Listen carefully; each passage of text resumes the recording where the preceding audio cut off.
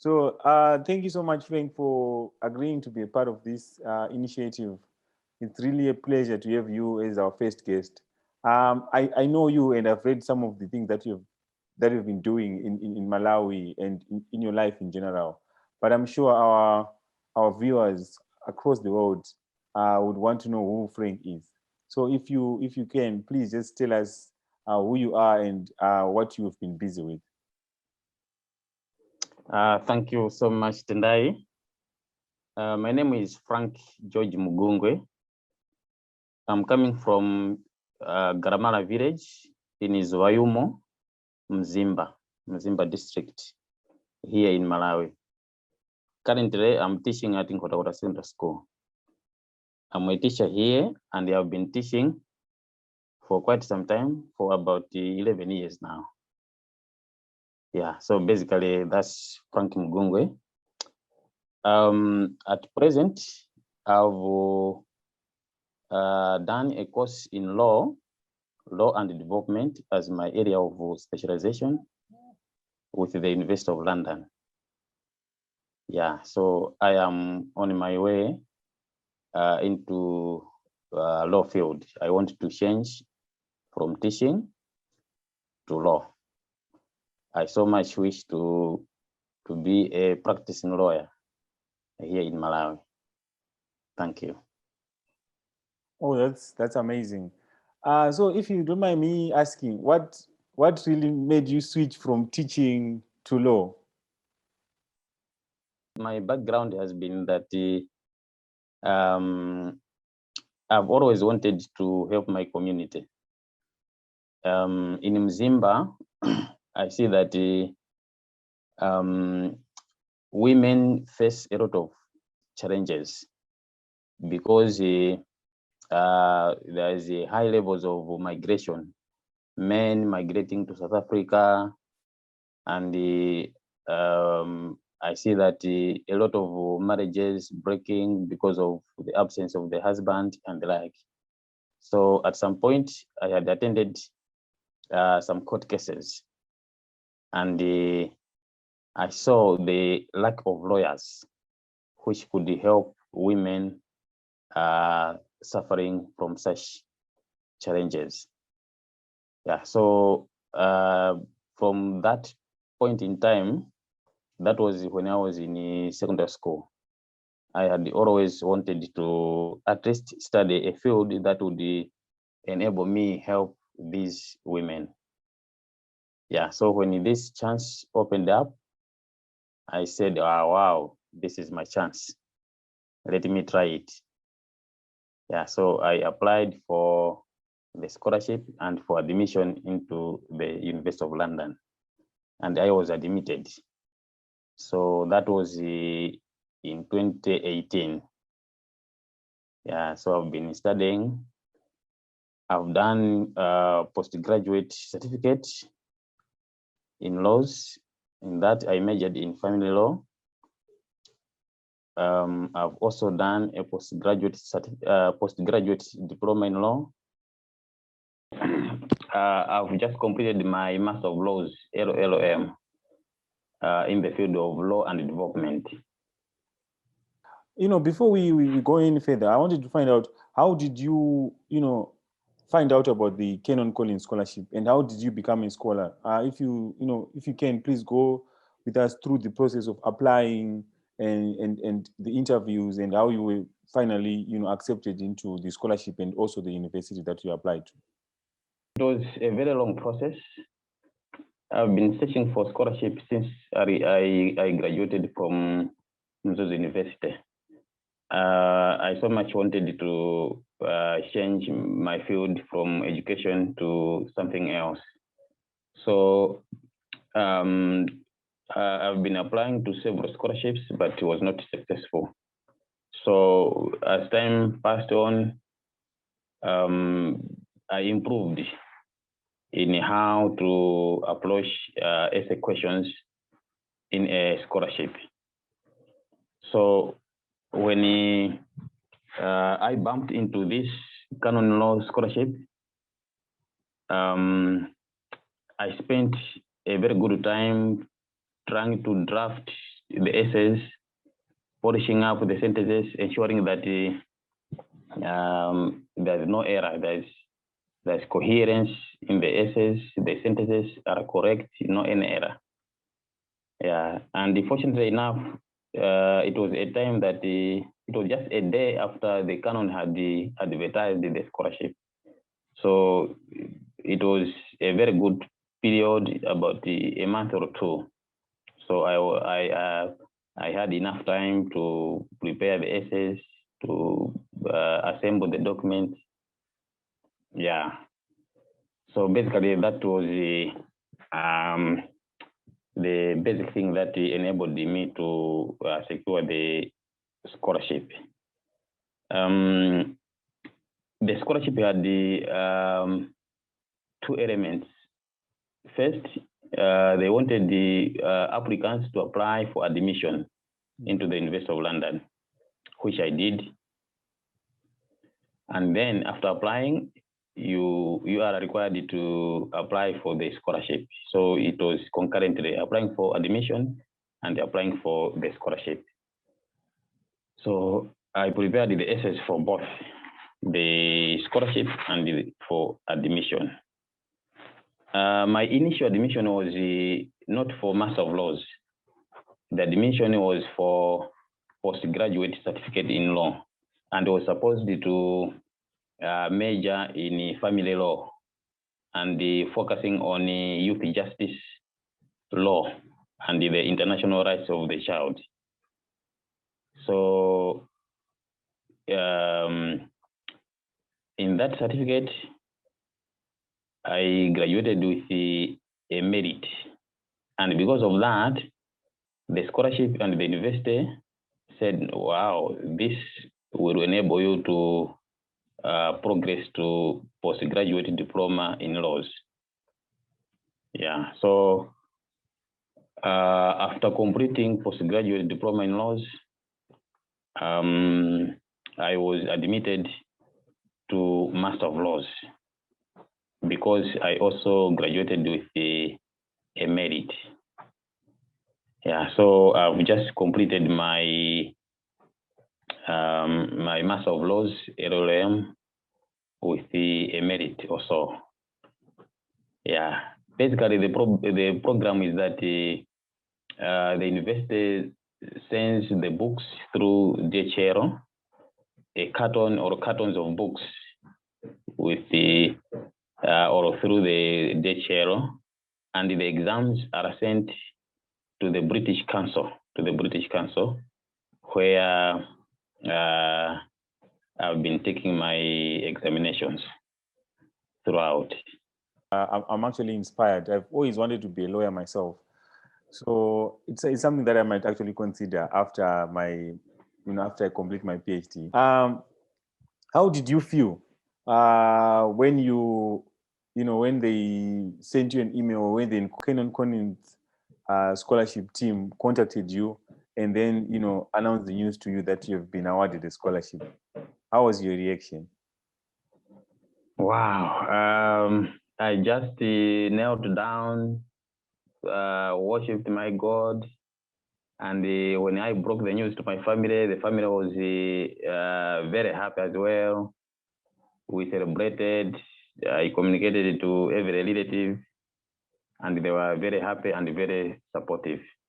When the admission letter arrived, the physical letter, and the books, and how the outline of the program.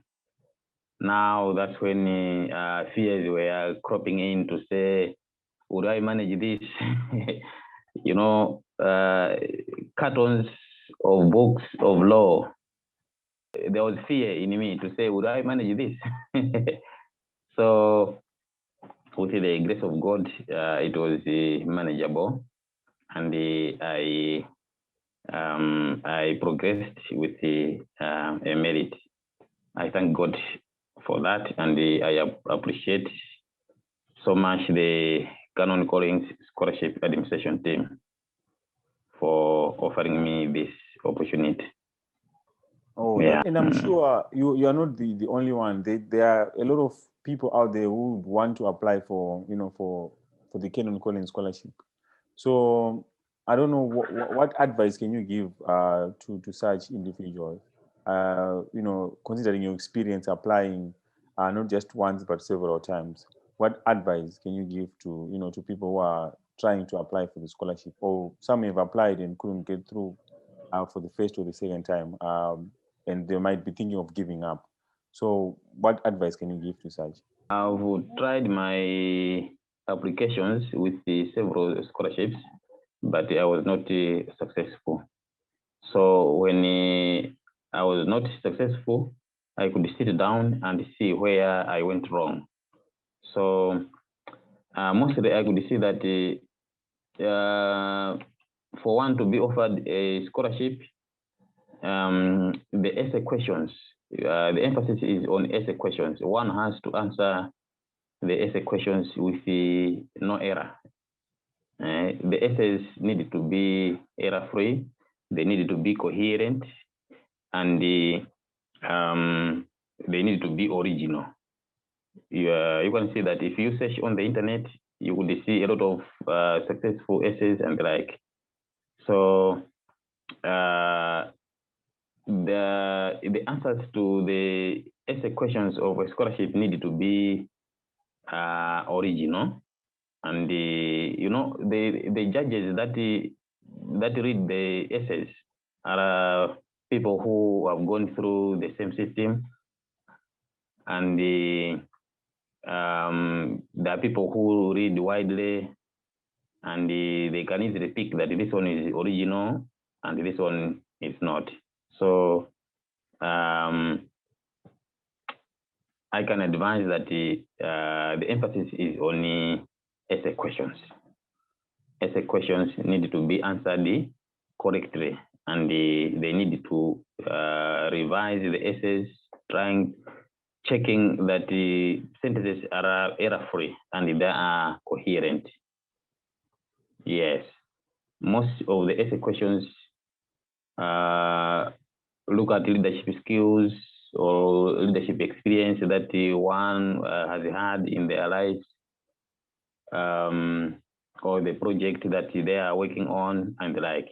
So in those areas, or those several essays, one has to be as original as possible. That's the key for a successful scholarship application. I actually agree with you.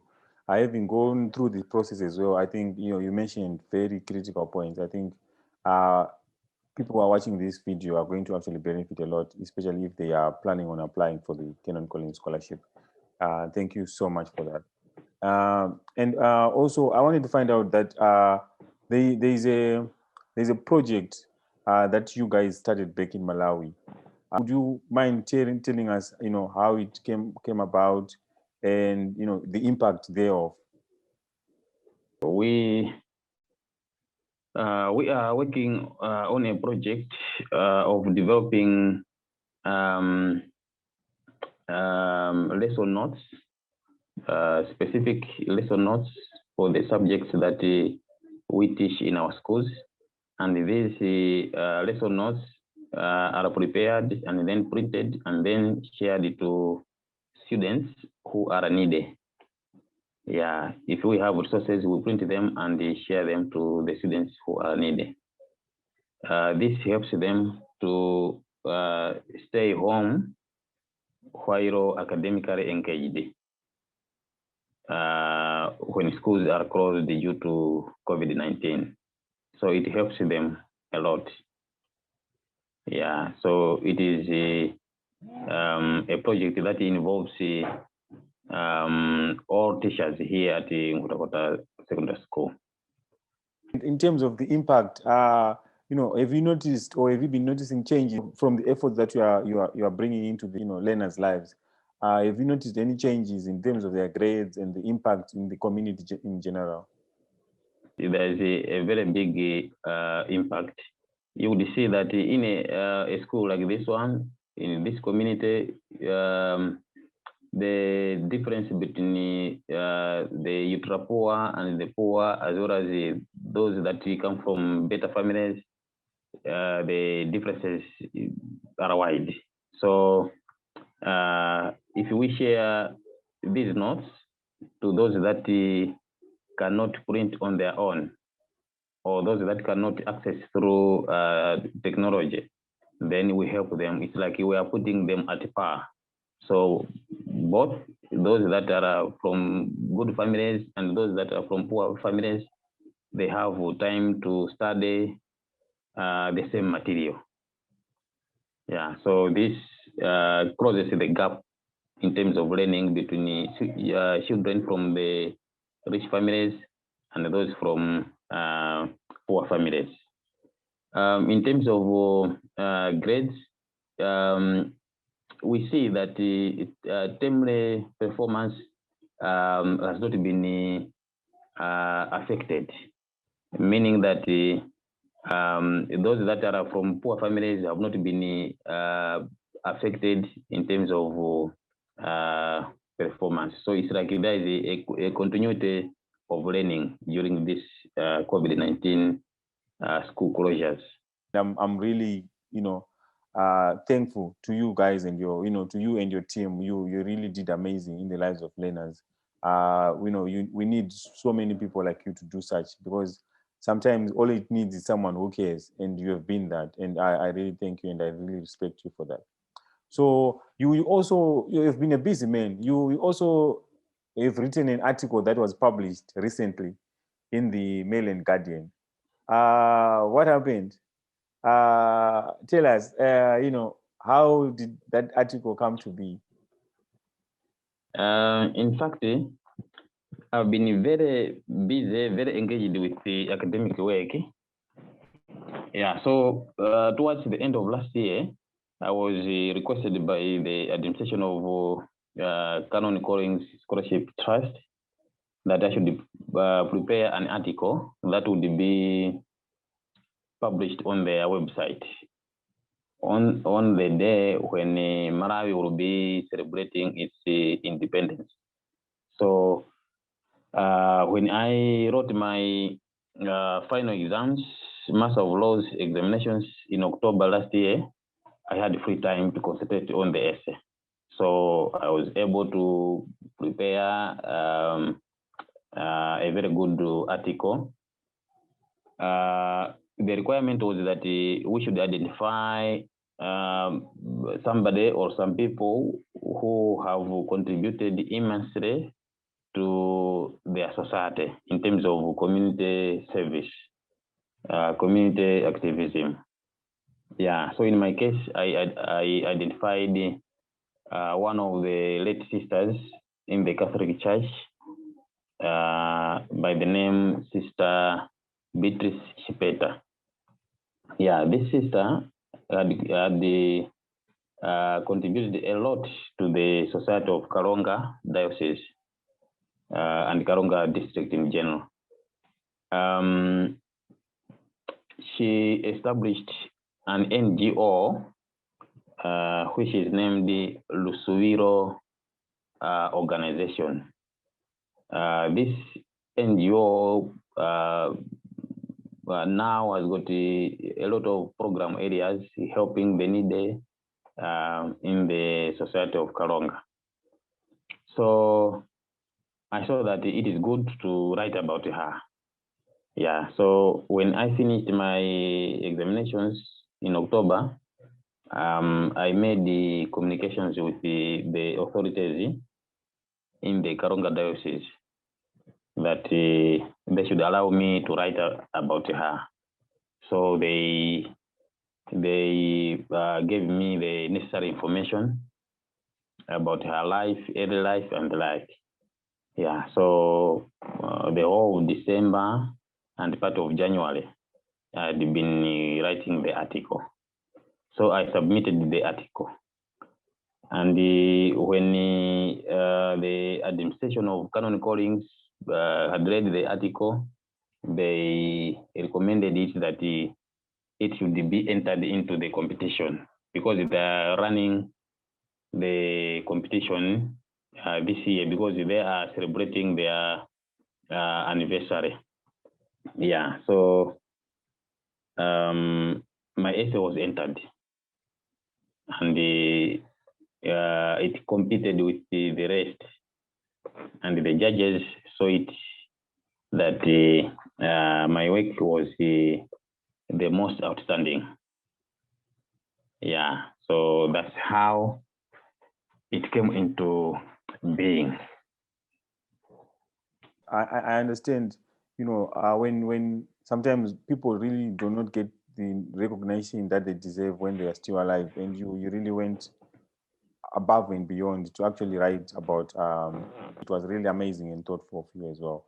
And by you writing such an article and it being published, I'm sure it's going to be, your story is going to be seen and read by a lot of people around the world, and mostly it's also going to inspire people as well. And I really appreciate you for that.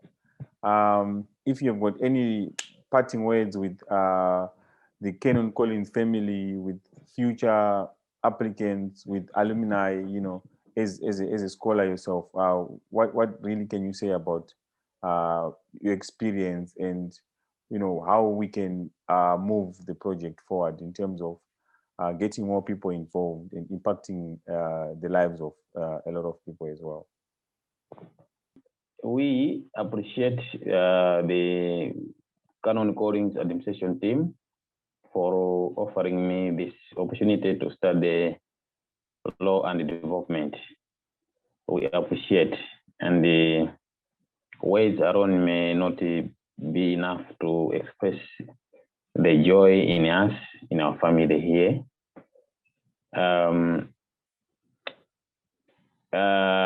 My belief is that we are given these scholarships in order for us also to step down the skills and the knowledge that we have had.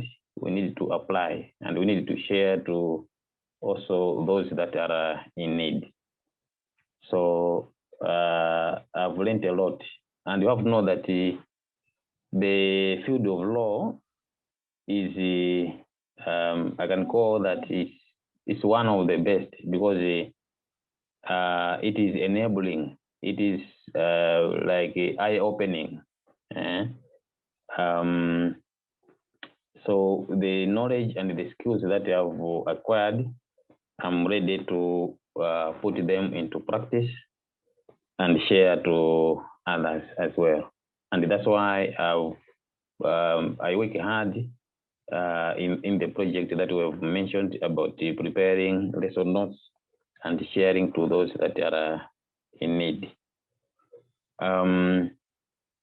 So I appreciate a lot for offering me this scholarship.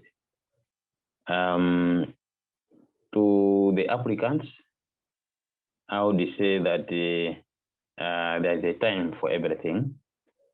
As we mentioned already in our introduction, to say I've been unsuccessful in many of my applications, several of them, and I didn't know that God prepared me for this. So to the applicants, I would say there's a time for everything. If you are not offered a scholarship this time, there's always a next time.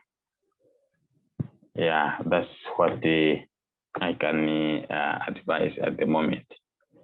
Most of all, I would say when answering questions for essay application, the essays need to be error-free, no grammatical errors, and they need to be original, as well as the sentences need to be coherent. That's what I can advise. Frank, for taking time to join us and to talk to us about your experience as a Kenyan scholar, and from you applying, and now that you have actually finished your masters in law. That really was an amazing feat. Congratulations. By the way, you are an inspiration. I'm actually inspired, and I'm sure your insights are going to inspire a lot of people as well. So from what we have discussed, only what I can take away is that you never gave up, and you also do things for others, which is really, I think, the ultimate responsibility of any human being, to do something for others, to do things for people who will not be able to pay you back or cannot be able to pay you back, just to do things out of your heart. uh, you have been that and more, and I really appreciate it, and I'm actually inspired by you. So thank you so much, Frank, for that. And to our listeners, to our viewers, please subscribe. If you're not liking the page already, please like and follow. And if you're on YouTube, please subscribe and hit the notification button. My name is Tony. Until next time, goodbye.